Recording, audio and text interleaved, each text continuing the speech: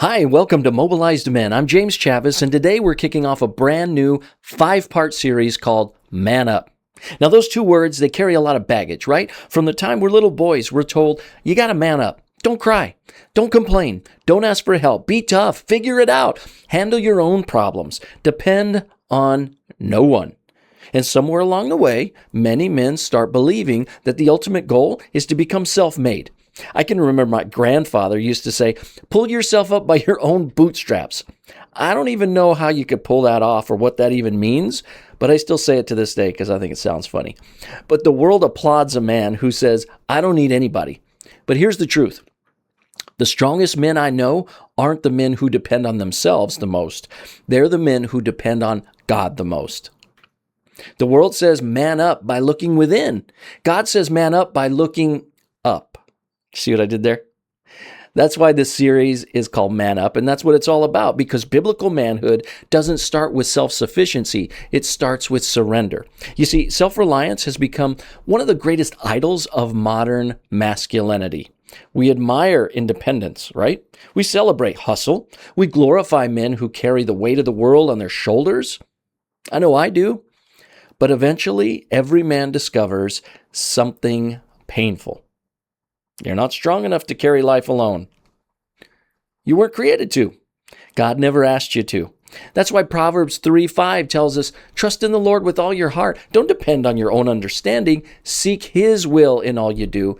He'll show you which path to take.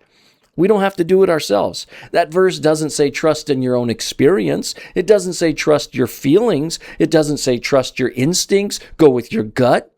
It says trust in the Lord. That takes humility.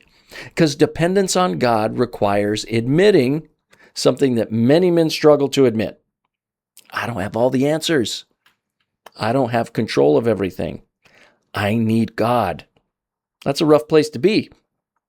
But here's the beautiful truth. Needing God isn't weakness. It's wisdom. In fact, Jesus himself modeled this for us. Think about it. Jesus, who was fully God and fully man, yet consistently he looked for his Father. He looked to his Father. He withdrew to pray. He sought the Father's will. He said in John 5, remember, the Son can do nothing of his own accord, but only what he sees the Father doing, if you recall that verse. Jesus lived in humility, dependence on the Father. How much more should we, right? Yet so many men try to do life alone. We battle temptation alone. We carry financial pressures alone. We wrestle with fear. We wrestle with disappointment, with grief, with anxiety, all alone. And we call that strength, but it's not. Real strength is having the humility to say, God, I cannot do this without you. Jesus made it unmistakably clear in John 15. Apart from you, we can do nothing, right? He didn't say, I can accomplish less. He didn't say, I'll just struggle more. He said, apart from me, you can do nothing. That means most capable, talented, hardworking men that we see, the best you can find, will eventually come to the end of themselves. Without God, they're disconnected from the power source. He's the one with the access to the strength beyond ourselves, and that's what we need. That's why prayer isn't a last resort. It's the first line of defense. Prayer is warfare. Prayer is not weakness. Prayer is where the battle is won. When a man gets on his knees, he rises with strength. When he surrenders to God, he becomes stronger, not weaker. Psalm 121 says, I lift my eyes up to the hills. Where does my help come from? I know my help comes from the Lord, who's the maker of heaven and earth. Mobilized men, where are you looking for your help? That's my question today. Are you looking to your own wisdom, to your own paycheck, to your own abilities, to your reputation? Those things will eventually fail you, but the Lord never will. Our God never will. That's why this series is called Man Up. Not because God's calling you to become more self-reliant and just suck it up, but because he's calling you to look up.